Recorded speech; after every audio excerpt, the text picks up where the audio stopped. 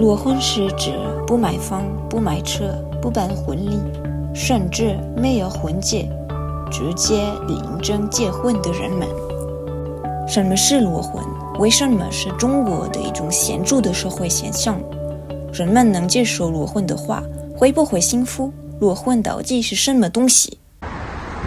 大家好，我是主持人陈艾娜。婚姻压力和文化规范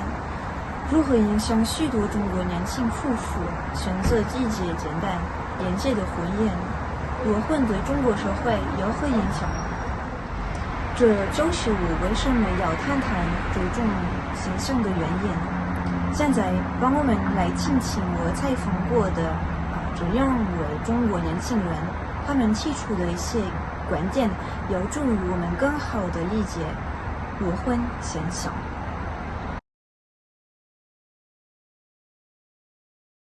大家好，我的名字叫冯百军，我今年25岁，是一名在法国的中国留学生。我觉得对我来说，裸婚的第一印象就是去领证，我觉得裸婚是一种基于双方自愿情况下的自由恋爱的结合。同时呢，这种婚姻关系摒弃了传统的彩礼这样的习俗，是一种新型的不需要投入太多花费的婚姻关系。我叫曲肖月，是巴黎西代大学研究生2年级的学生，我是中国研究专业的。然后我2年前和我的丈夫注册结婚了，是在中国。然后我们还没有办一场传统的婚礼，然后在有些人看来，我们俩可能属于裸婚，但不是很典型的裸婚，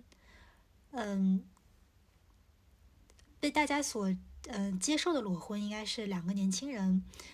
比如说没有房子，没有车子，然后就决定走在一起，决定结婚。我觉得是这样，简单来说是这样子的。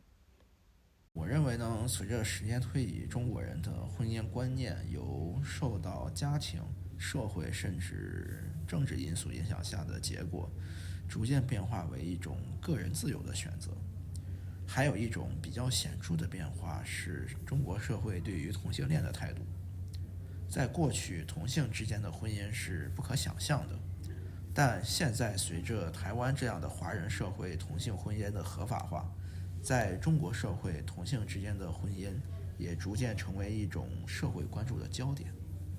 我感受到了一些压力，首先来自家庭，是他们希望我过上更稳定的生活，所以他们想要我有房有车什么的。然后另一方面，我的同学、我的朋友还有同事，他们看到我领证了，但是没有办婚礼，会觉得这个也不是很符合他们的这个习惯的认知，所以他们会对我有一些在催促的感觉。那我的压力主要是来自这2个方面，但其他的还好，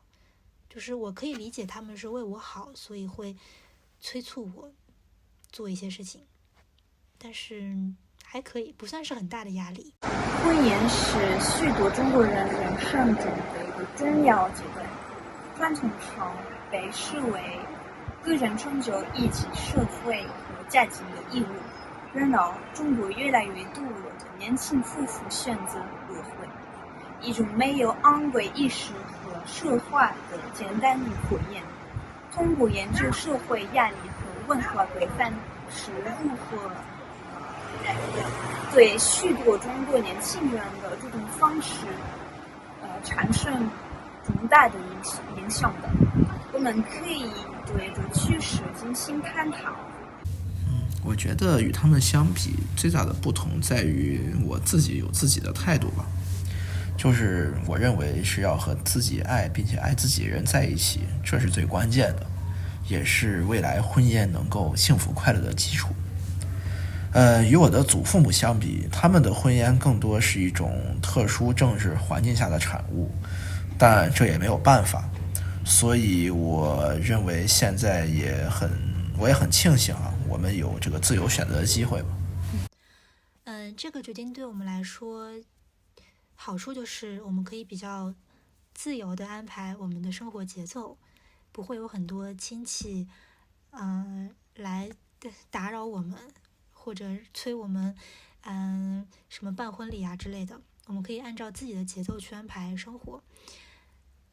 坏处的话，目前来看好像也没有什么坏处，不管是物质上还是精神上，可能是我们比较幸运吧，所以坏处现在我还没有感受到。来自结婚的社会压力和这种婚姻是人生成功的重要标志的观念，这能会导致中国年轻人选择裸婚，以摆脱传统的传闻和期望。中国悠久的婚姻文化规范如原子观念和父母的期望，会给年轻夫妇带来相当大的压力，迫使他们举办简单人家的婚礼，以维护自己的尊严和尊重社会规范。中国社会传统的家庭规范包括对年轻人的结婚年龄的期望，造成了传统观念与社会现实之间的矛盾，导致了年轻人更倾向于选择裸婚。我认为是会继续流行的，因为中国年轻人现在越来越面临来自工作和社会关系的压力，比如像我这样的年轻人，我们就不愿意在结婚上花费太多的钱，我们也不想面对来自家庭和亲戚的负担，所以我们还是更想要一种自由自在的生活方式，就和自己喜欢人在一起。所以我觉得裸婚还会是一种未来的趋势。我觉得裸婚这个概念会继续流行，因为年轻人会越来越多的考虑自己是否爱他的对象，他是否想要过上婚姻生活，而不是考虑他们父母亲戚这样一些长辈的期待、传统的期待。所以我觉得裸婚这个形式是会继续流行的，但可能会有另一个名称来命名这样的婚姻关系，不一定是裸婚，可能。